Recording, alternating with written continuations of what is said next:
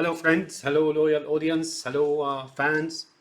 So today, unfortunately, I'm not going to make video 7. Well, I may make it later today, but perhaps tomorrow. However, today I'm going to continue with commentary and, retrospect, hindsight commentary. I have few items or few notes to correct on what I made assumption of. So here, to begin with, here the xenomorph tail has certain structure to it, certain build, right? Like it's got the ribs and so on, as it's if it's a reptilian, right? Now, where have I seen this? Just give me a second. So here it is. That's the same tail as that xenomorph, right? And this is a dragon, of course, like a reptilian, those hidden guys, like in politics and uh, stock market, right? They got three claws and one, and so these are like a mix of certain animals, right? Uh, all right, so that's that tail.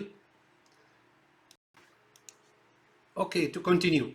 So now I had actually theorized about this being a brain and this being the spine, and I'm still sticking by my theory here.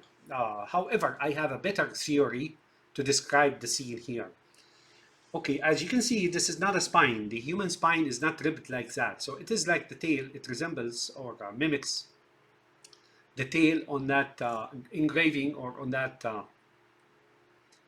old, demonic entities that I showed you, and they have the tail as ribbed like that, right? So was the xenomorph, right? But now, and I explained to you that this was an egg, right? Leathery object, egg. And I told you that these are faces. Well, my theory now is not it as like it was, right? So here I am seeing faces, yes, right? But these are the faces of a snake. These are snakes, right? Serpents or snakes. These are not faces of humans or birds or anything else. These are snakes, and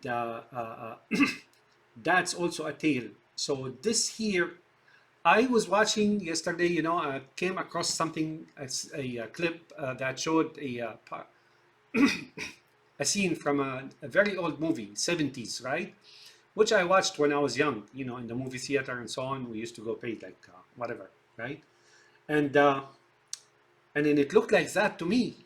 These are snakes, and I believe the concept of the face hugger is borrowed from that particular mythology, from that particular movie. Let me show you that. This is Clash of the Titans. Clash of the Titans. And the snakes are on the head of the Medusa, right? There you have it. And look at the tail of Medusa. So the tail, look at the tail. It's exactly as shown in those drawings. And notice the smoke and the acid. The head, after it was severed or decapitated, the Medusa, it's still alive. However, its head started leaking acid. As you saw, give me a second, let me show you that again.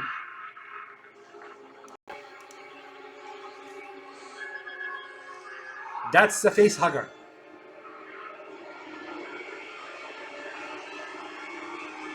That's the face hugger. And that's the tail, right? As you see. So this is also partly the xenomorph. And notice the acid and the smoke, right?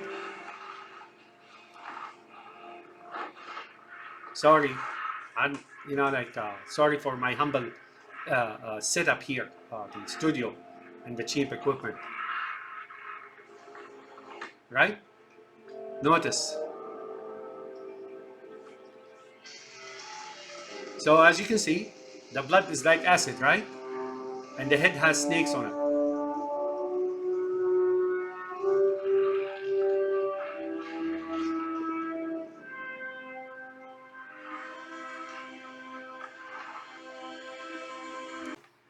So obviously, this movie has borrowed from that movie. Now I am almost certain when I explained that when I mentioned that or described as this as a brain and tail, right, or the spine. Now I am thinking with the snakes here and so on. I am thinking this is the Medusa, right? This movie borrowed from Clash of the Titan at one point or another. That's what I am seeing here. It also embodies uh, uh, insinuates a devil-like entity or something of the sort, right? So this movie is mixed demonic with mythology, with blah blah blah blah. You know, financial, you name it, right? I mean, there's plenty of things going on here. So that's my take on this one, and I don't think I'm gonna modify it anymore. I'm not going to change my theory anymore. This is pretty much what it is here. This is the Medusa, right? And you know that old Clash of the Titan. I think it's like 1980 or even before that, right? Again, here one last note on this one. I think the position here, right? The position here means really comes by way of reproduction, right? Reproduction. So the position here, possibly what they're talking about is so and so, right? You know, like fly across the hole or something of the sort, right? And you know, something like that exists. However, this here denotes that the process of position comes by way of reproduction. It's the seeds, if you will, the seeds. That's, I think that's the last note I'm going to say here. The last thing I'm going to say about this. Okay, here you're going to see something similar to the Medusa after it was decapitated.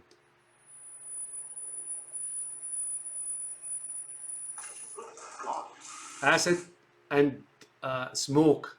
Did you notice the smoke? The smoke also denotes, you know, the existence of other outworldly beings around, right? Is what they're trying to say.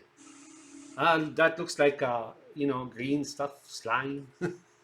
Looks like the blood of the Medusa is what they're trying to say. Yeah, that green stuff, man. Slime.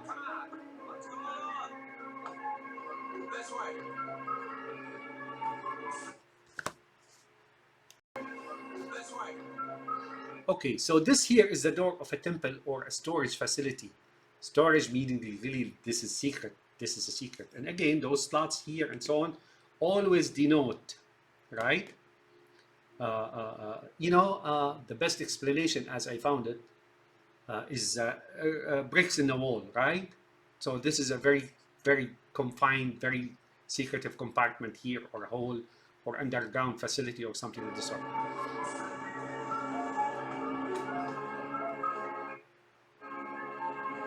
Here, I told you you're going to see a face. Well, you're going to see more than one face, as a matter of fact. You're going to see a face, and then a different face, and then a different face. At least I was able to sort out 3 different faces. Here, you couldn't really sort out things, right? Maybe if you have enough digital manipulation software and equipment, you can probably find stuff here as well. Here,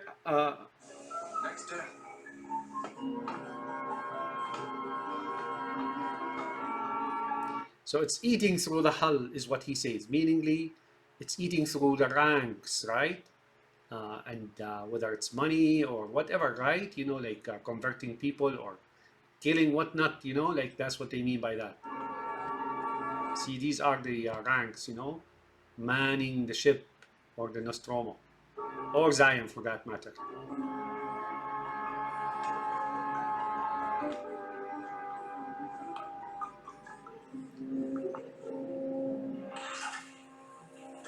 Sizzling, okay.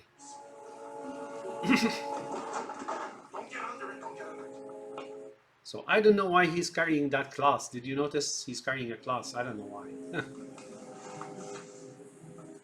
There you go. That's a different face now. Okay, so that's the smoke, right? But the reason I brought you back here is I want you to notice sometimes the answers in a movie to a question or somewhere else is by gestures. In the movie, it may be lighting, it may be reflections, it may be something. And I want you to see how Dallas or Abraham answered Ripley or Sarah when she asked him about, what about Cain? Now check out Chicken Parker. Reminds me of the Stooges when they ask them for a mission and they Larry and Moe take a step back and it appears as if Curly advanced on his own, volunteered on his own. What, you got a pen there? Give it to me, quick. Come on, come on. Come on, stupid. Yeah, storage locker here means like that's where the gold and the stock market, and the computers are and so on. I have come to a conclusion that those flexible conduits or ribbed conduits, they are actually snakes, right? Because I saw that some snakes are in fact ribbed like that. They're not all smooth.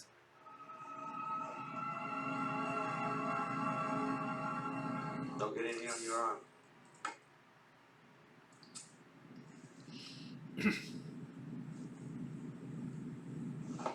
Stopped.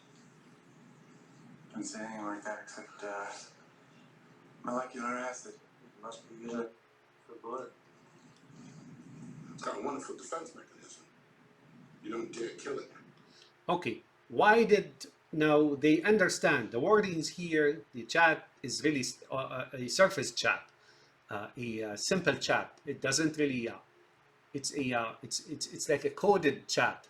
So what here, Ripley, when she asked him what about Cain, and what she's asking is he possessed? What about Cain? See, now she wants to know if Cain is possessed because she understands what's going on here, right? Now notice what he's gonna do. See, notice one eye. Now his answer is yes, he's possessed, he's converted, blue and black, right? Notice the black eye here. This I showed you on Neo when he opened the door to those guys who came to pick him up first, when he was asleep and so on. And then through the crack of the door, he showed two different eyes, right? Notice. See, he's showing here. That's what it is, right? Notice. One eye is like evil blue and one eye is evil black. See? She got the answer. There's your pen back, right? What do we do now? Cain to Ash, you get back to work. So he didn't answer her. He just, the way he looked, he showed her, right? And she understood. And she didn't even inquire again, right? Or repeat her inquiry. All right. Point number 2. So the point made here is if you allow that acid to go through, it will eat through the ranks. It will actually take back those bricks in the wall, right?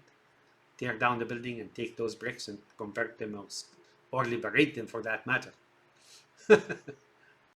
So molecular acid and for blood, meaningly, it goes through marriage, right? Through reproduction, male and female and so on, right? That's what they mean by that, really. Is here, it's spreading through marriage and through mixing blood and so on. So the wind chime, I have a different take on the wind chime now. I explained it in different terms and so on. But now I am thinking it's the wind chime originally is a method to know if it's windy outside. Similar to the wind cone in airports, it shows you the direction of the winds and so on. And here, this one here, it shows you, it acts as an indicator of a windy day. So if you're in the house and you can't feel the wind outside, if you want to know if it's windy or not, you will hear the wind chime. But within the ship itself here, it means this is to detect if there are any changes or micro changes in air density. If you watch the movie, you'll know what I'm talking about. That when Ash devised that mechanism or apparatus or contraption to detect the alien, right? He says it detects what is it key on? He says micro changes in air density, right? So I think here within the ship, that means they have this as a detector, right? You know what? There's some truth to that, but it just doesn't happen. I mean, there has to be some extraordinary circumstances for anything like that to happen. Really, really, really.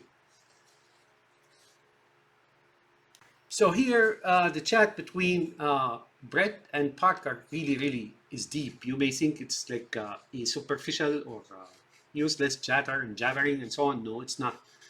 Here, Brett is doing a job on Parker. Number one, he deceives him by repeating what he says, right? After him, you repeat somebody's phrases, they begin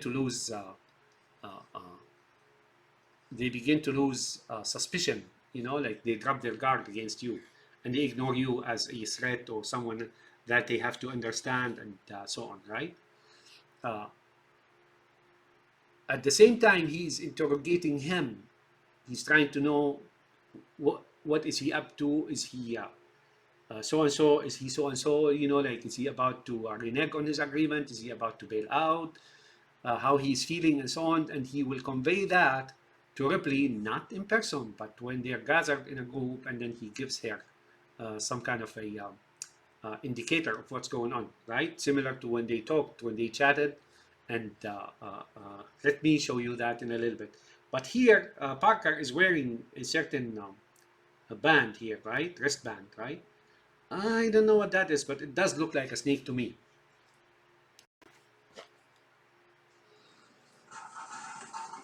Listen to Brett and Kane. I mean, Brett and Parker. Okay. Try.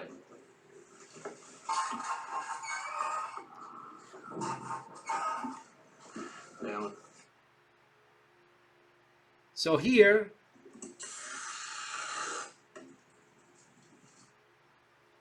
he is under contract. Brett is under contract, right? Okay. And they're watching him. There's a microphone next to him. He's being watched, right? He's being listened on. And he's under contract, right? There's a record of him. They're writing his record.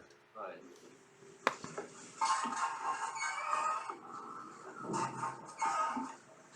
Damn it. Not sure that was it. I feel like I've been in this place a month. See? Never landed in this place in the first place. See, he's like, I landed on this damn ball and all that. see? He's leading him on. He's leading him on to say things, right? To fess up his feelings, right? To speak out his feelings. Well, the sooner we patch this thing up and get out of here, the sooner we can go home. This place gives me the creeps. Poor devil. Okay, notice here, he is talking the way the agents are talking in the Matrix, right? Just remember Agent Smith, he just went to get the hell out of here. This place in the first place. Keep looking at him and his eyes, right?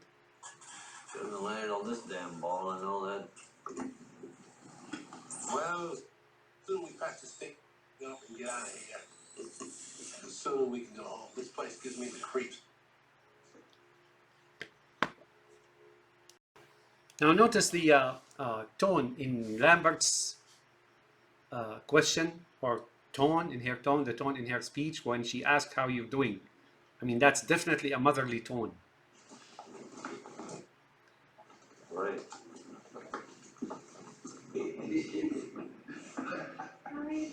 See, how you doing? Like, that's like a tenderly, mother's tenderly tone, right? Now, I can't help myself but look here. I know it may be just a coincidence, right? Or what not, right? You can count those. You may come up with some number. I don't know.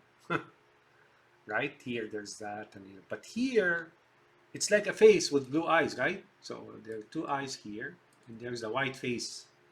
I don't know if that's intentional. Maybe just accidental. But it could be, right? But listen to Lambert, right?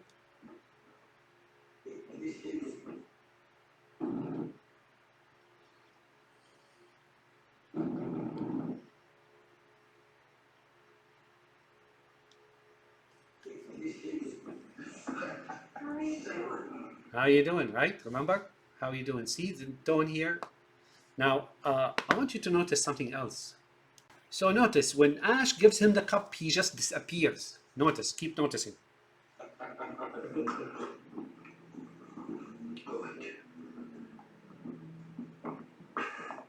you remember anything about the plan? See, he just disappeared.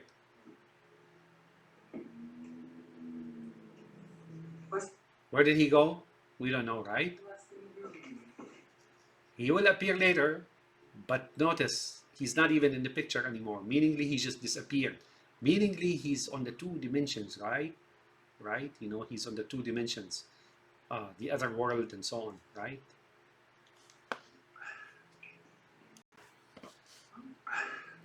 Smothering here, you know, means an embrace, really.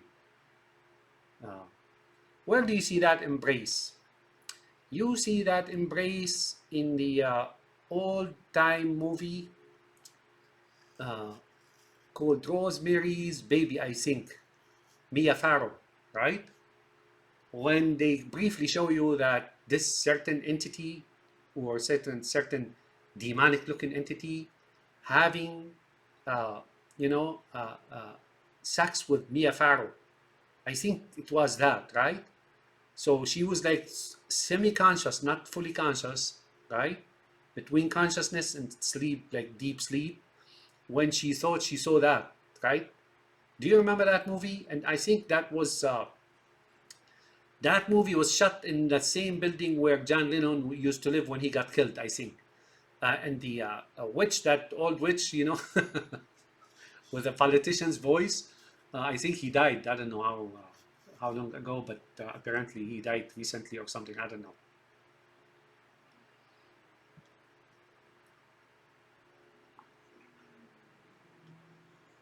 I remember some horrible dream about smothering. Do you hear that? Horrible dream about smothering.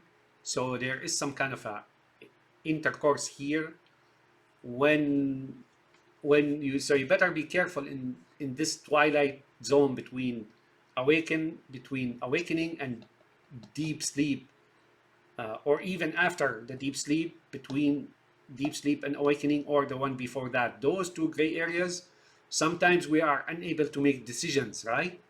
And that's when those you know who they are, right?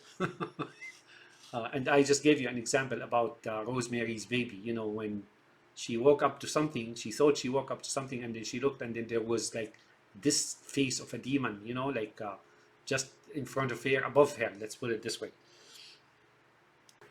So I showed you about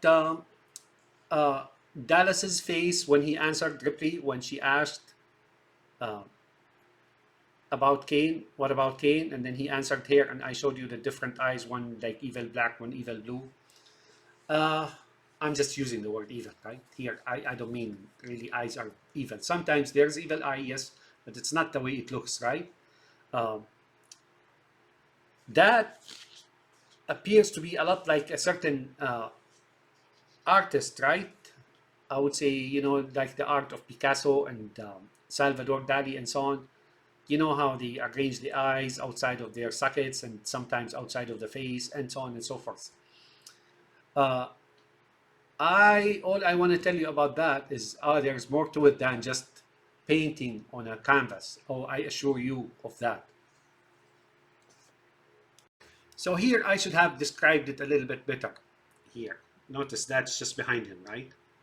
But here he's being described as a transvestite. I should have used that word. It hit me after I made my comments last time, right? So he's being you know, like an Arab, right? You know, Arab cloak or mantle, right? You know, those Bedouins still wear it sometimes. You know, old tribal leaders, they still wear it. Not necessarily white. Sometimes it's brown and dark and so on. But it's, or blue, but similar, very similar. I mean, that's what I'm seeing here. But here I am seeing a transvestite, and he's being similar to impregnating by way of blood, or, you know, things of the sort, right? So here, when he's in the twilight of sleep, and then he gets like not physically impregnated, but somehow breached into his soul and mind and him, right? You know what I'm talking about, right? That's what they're thinking. And you know what? When you go that route, trust me, you want to get out of that route of dealing and cohorting with demons and whatnot, right? You know, that's going to take you nowhere. Instead, it's going to take you over a ledge, and then you're going to fall down, right? And that's what it is here. So that's what they're accusing him of being transvestite, or a woman who received whatever from blah blah, not necessarily through blood, right? Or let's say insemination. So here, as you can see, there is the 3 and there is the 6, or 63 or 36, right? Which is really 666. However, the belt here and that means he's being strapped, right? He's being strapped by this here, right? The 3 6s. He's being strapped is what they're trying to say. This is not just a buckle, right? Here, similar to being shackled, or with a yoke and around the neck, and you know, handcuffs and so on, right? This here means he's being strapped, but where? Just look where, just below the belly button and just above, you know, the private area, right? Private part. Meaningly, this may say that he's pregnant, virtually speaking, with the 3 6s, right? Something inside of him that is 666, right? That's what it is. Huh? I'm not making this up. You, you guys.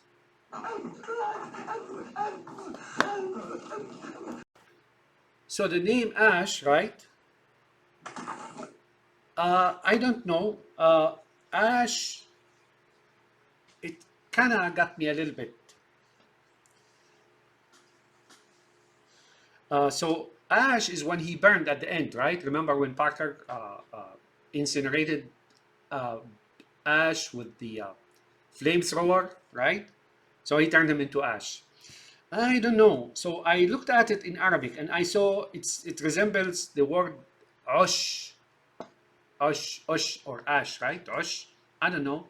And that means nest, right? That means nest. I don't know. I don't know what else to make of that except these two. You know, osh means nest, like nest of snakes or something like that. Or it could mean arsh, right?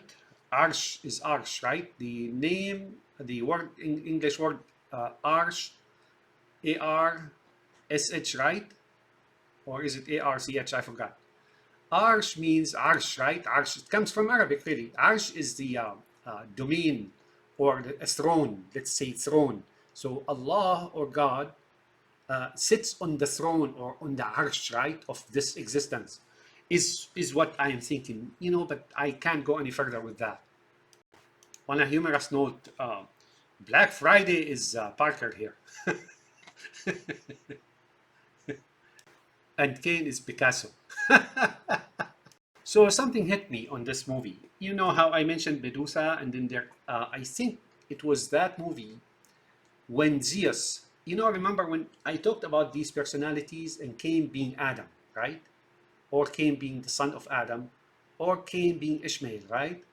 And then remember in that movie when all these goddesses that surrounds Zeus, right? Zeus or Zeus, right? They have sons, right? They're eternals, but their sons are worldly. They die and so on, but they don't, right? And then one of them, you know, the mother of the evil guy who looks like a demon and so on, right? She gets sad, and one goddess makes the mechanical or bionical owl and send her down. I see something similar here about those, you know, like they're all in agreement as if they're, you know, Zeus, and so Zeus maybe, you know, and all his surroundings, right? So if that's Zeus, then he has goddesses. One is the mother of probably Brett, and one, Lambert, is mother of Cain, right? Cain is the one who gets sacrificed, and then the other one, you know, the one I showed you, the one that survives, and, you know, it gets the owl, and then Zeus cheats and then intervenes, you know, he puts his hand out of the fall, right? Waterfall and so on. So there's something of that too, and that's what the presentation or titles were about. Probably is like this planet here, and there's Zeus, and there's those goddesses, and then there's like I don't know, I forgot the name of that guy who decapitates the Medusa, and the other one, the one that has like devil's face, which looks like Parker, right? So just a thought to add to what I already have said there. So I'm not saying this is plagiarization, but, you know, inspiration maybe. I don't know. So this movie has borrowed a lot from other movies, from the Matrix, I don't know, or the Matrix borrowed from it, or something of the sort, I don't know. But they all hover and center and circle the same orbit, right? At the same orbit around the same subject, right? That's their dogma, like that, like they formulated about 1,000 years ago, and it keeps getting developed and whatnot, right? So those eggs are made of humans. They're made of human. And you will see that when Parker, no, not Parker, rather Dallas and Brett were trapped by the xenomorph, and they were begin to turn into an egg, right? And then, like I told you, that derelict ship has been around forever, right? Primordial, right? Ancient, very basic, in structure and so on, right? And then you saw all these pits and only one active, right? One active is that the last ship that landed, similar to the Nostromo, and then they got like trapped, and then eventually they fossilized, right? But then all the globe became, uh, became the leathery objects in that blue lit pit. But the other pits, there are leathery objects there, but they're dead, right? Why? Because many ships came around and they suffered the same fate. And now it exited from there and into the world, right? When did, supposedly we're talking about Arabia here, when did those people exit from Arabia into the world? And we have the new world now, even to the Americas back then. Well, I'll let you guess where that is, but I'll give you a hint. The year was about 14 to 15, 1400 years ago. That's whom they're hinting at, right? So here, I don't know what that means. The triangle down and triangle up. I read that before. I think one means the feminine and one means the masculine. And they put them together and then you get the hexagon or something of the sort. I don't know. But here, I think that's what it means. I think these are, I don't know. And notice how this guy has like shoes. They have shoes, right? Right? Where do you see those shoes, right? You see them in a Muslim household or a mosque, right? We can't walk on our carpet or our mosques, within our mosques wearing shoes, right? We have to be clean about it. So I don't know. I mean, this maybe the Arabia, like maybe Arabia. I don't know. But no, that's the ship, and it just may mean something. But to me, it sounds like a little bit awkward to put those in there, right? The shoes, and they're not shoes really, they're slippers, right? The type of shoes of slippers, right? The type of shoes are slippers. So those flexible conduits, like I said, I believe they look like snakes, right? But another theory of mine is like Neo and his and Morpheus and whoever it is, like entering the Matrix, right? They go through them or something of the sort. I could be wrong though. So here in the corner, it may not be well defined on my screen or the camera. Here in this particular corner, in that screen, I see a logo, an emblem or a logo of a bank, certain bank, major American bank, that I myself have an account in, right? Right? 2, 4, 6, 8, 10, 2, 4, 6, 8, 10, 12. I'll see you tomorrow. I'll still be counting. All right. But yeah, so red and blue, right? And then that's the emblem. I thought first I tried to interpret that as American flag, but no, this is an emblem of a known bank, most likely in the southern region of the US.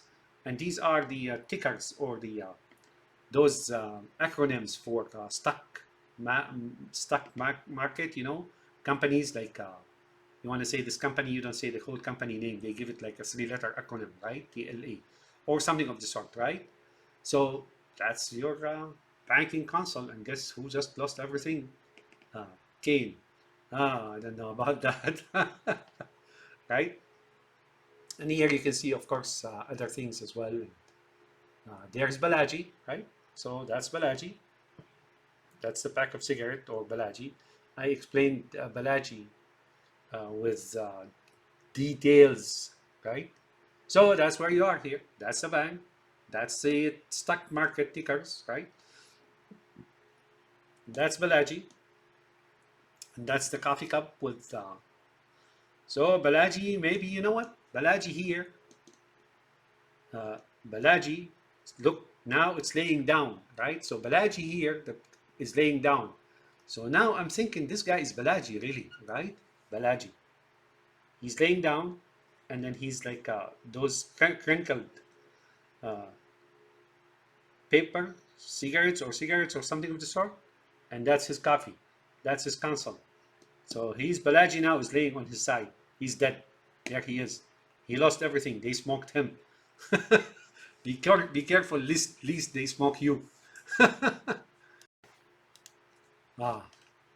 Now I think I'm gonna try to put myself in this movie once more.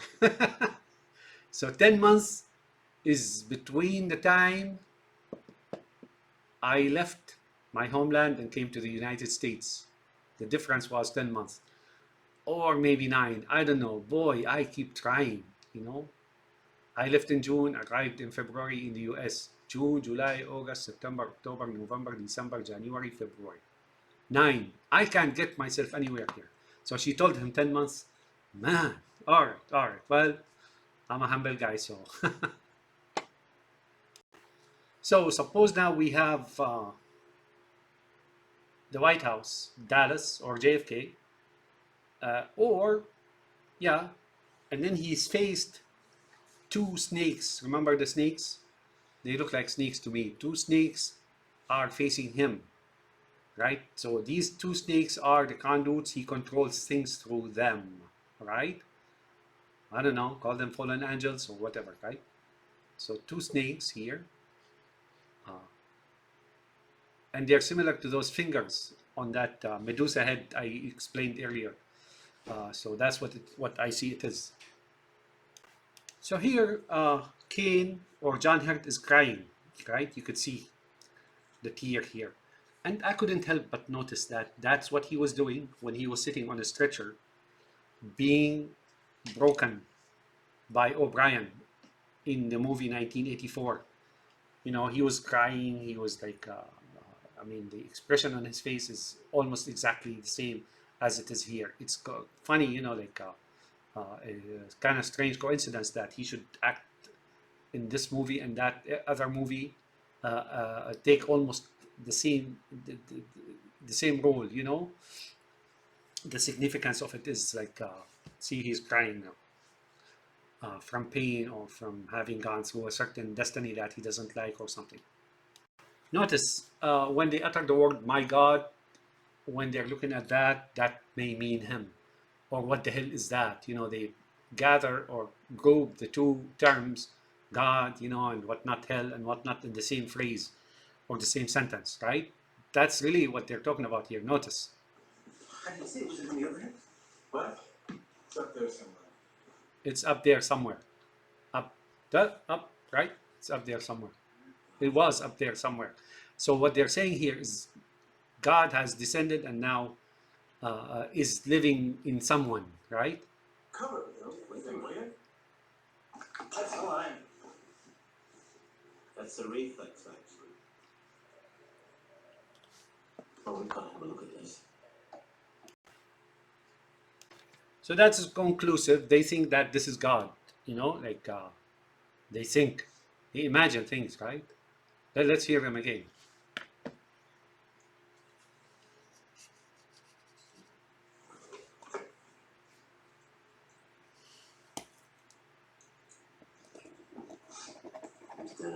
Well, good. Let's get rid of it. She wants to get rid of God. God's sake, this is the first time that we've encountered a species like this. It has to go back. Tests have to be made. Ash, are you kidding? This thing bled acid. Who knows what it's going to do when it's dead? I think it's safe to assume it isn't a zombie. Does. It has to go back. I assume it was not burned at the stake, but you decided to offset your decision, Ash. Tell us. How come I gotta change my mind? All right, sure, What's wrong?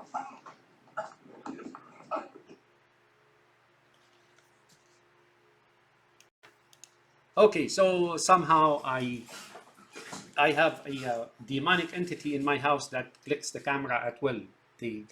Similar to controlling Windows, from remotely controlling Windows. So I think I missed quite a few things here. So let me do that. What's the last thing?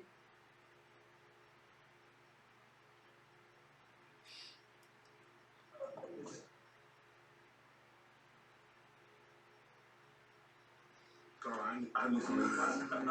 Yeah. One more meal before bedtime, I'm buying. Hey, that's a break time. Okay, so here, this is the table of financial mafiatic dealings, right? Call it the stock market, if you will. And now we know that Balaji here is like is Cain. How do we know? Is when they threw him out, they made Frizzarino out of him. After they took all that he has and divided it and gave it to Jonesy, some to Jonesy, and most of it goes to Jonesy, right? And here's the stock market ticker, right? That's the screen of the three-letter acronyms and so on.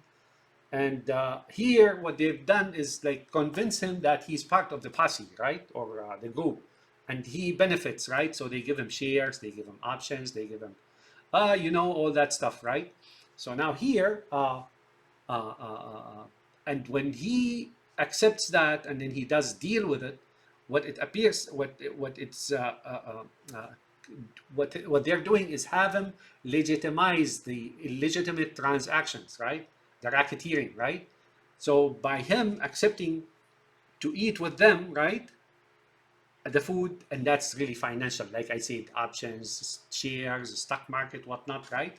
And he's naive, right? He's naive, right? He doesn't know what he's doing, and then he did that, right? And he wasn't, let's say, awakened. He's say sort of dead, right? When he does that, after they acquire all that from him, the transactions, he legitimizes and authorizes the transactions, the pen dangling pens and so on, right? And they get rid of him. Now the illegitimate business is legitimized by God, as I explained earlier in and in explaining about the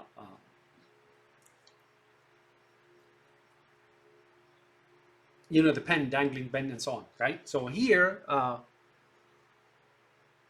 and then I can say so much about dangling pen, really. I mean, so here, he's legitimizing that. Next thing they want from him is to legitimize interest rate or usury, right? Perhaps, but they will never get that far, right?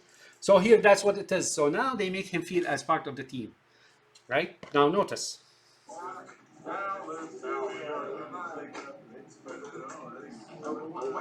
Oh man, I missed so much because I clicked twice and then they clicked off, right? They stopped the counter as I was recording.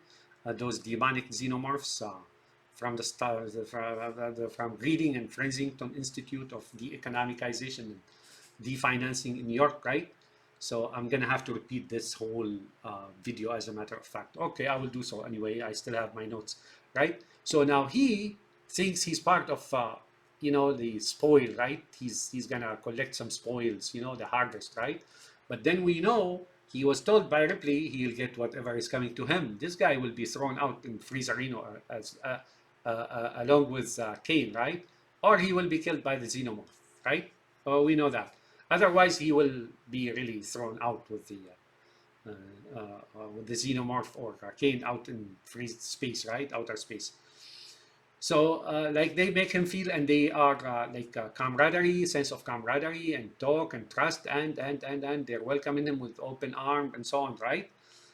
They're talking to him without making sure that he doesn't sense the hostilities or the plot, right? Notice.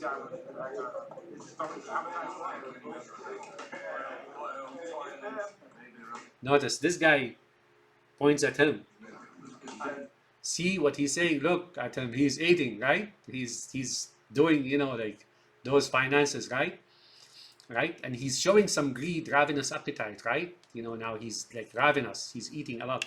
But by doing so, well, he's a human being, right? And supposedly he's still uninitiated, meaning his brain is not exactly wide awake yet. What they're doing is taking advantage of him because he was isolated and he was uninitiated and totally isolated and all that stuff. So his brain is still asleep, right? So they made sure of that before they get him onto the table. See, he's happy, right? He thinks he's happy. Notice. First thing I'm gonna do when I get back is to get some decent food. You dig it, you know? Get some decent food, like you do good with the money and so on. Now, notice the side conversation. Oh, the other one over there, right? You pan down the Yeah, there's no tomorrow. They know they're going to send him out, right? I'd rather be eating something else, but right now I'm thinking food. Oh, he wants to eat something else. But now he's thinking food. You know, he's hinting at her, right? You know, she's like offended by that. Notice. You know where it's made of. I don't want to talk about what it's made of. Oh, see? Now these guys are talking trash. And now she extinguished him. She gave the signal or something. I don't know. And you see, of course, you see Jonesy being ready now to receive all the transfers, all the signatures, or the authorities, or the legitimization of the illegitimate racketeering enterprise and so on, right?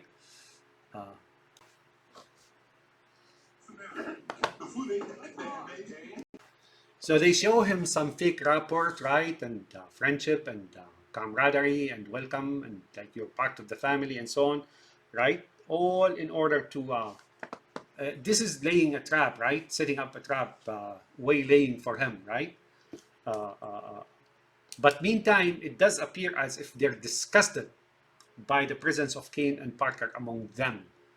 It does appear so. Maybe not all of them. I think that's like, to me, it does sound, I'm still sticking with my theory. That's his mother, right? Historically speaking, not now, right? But that's what it is all about. So by showing different age, you won't be able to deduce the facts or sort out the hidden script of the movie, right? But that's what it is. But why is she against him? I don't know. I think she means, you know, like his mother is maybe willing to sacrifice him for some cause of her.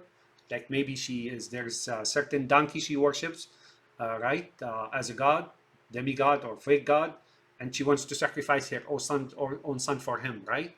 For it, let's say, because it's a donkey, right? Maybe that's what she's doing. I don't know.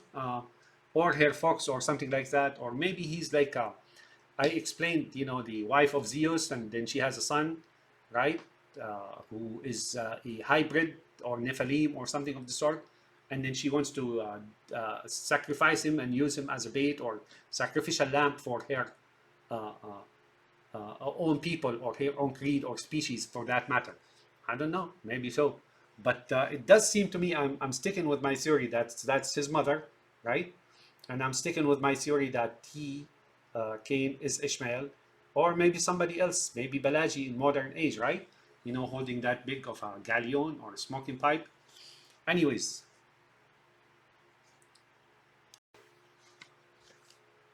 I'd rather be eating something else, but right now I'm thinking food. You know where it's made of. I don't want to talk about what it's made of. So here I have another explanation for the xenomorph exiting from him, right? Or breaching out. Why? Because it now, Cain has ingested the forbidden, right? You know, forbidden money, forbidden so and so, right? So the xenomorph, or whatever is inside, which they believe it's God, as I mentioned to you earlier, if you know how to decrypt their sentences and their words during certain appearances of objects and scenes and so on, right? So now the xenomorph doesn't like that anymore, right? Maybe they're surprised now. I don't know, right? Doesn't like that anymore. So this body now is tainted, is laced with forbidden materials, right? Financial, blah, blah, you name it, right? Maybe beer, right? I don't know. Maybe drinking beer, right? So now it's breaching out. It doesn't want to be in him anymore. It's going to have to find a more pure host or carrier that suits it, right? Not someone who's tainted by love of material or, you know, whatever it is, right? So Drinking beer also goes against that religion, and so is usury or interest, right? Or abuse or financial abuses and so on and so forth. So now my other theory is that this xenomorph is going to breach out because it just doesn't like this host anymore. It's no longer suitable or feasible for her, for the xenomorph, or as a form term as God, to be in that body anymore. So Freezerinos also may mean, like I said, death, or it may mean now he's something similar to homeless, useless, and they will try to extract every penny that he acquired, that he earned, that he worked hard for, and so on, right? Sweat and then to acquire and save money and so on. So they're trying to extract it little by little, right? In that case, and then throw him out. Freezerinos may mean simply he's penniless and that's it. He can't do anything or do anything anymore. Is what the other explanation could be for Kane going Freezerinos. But we'll see about Freezerinos later. Well, I'm gonna stop here for today. Let's see. Well, friends, I'm gonna go for video 7 next, right? Hopefully today or possibly tomorrow.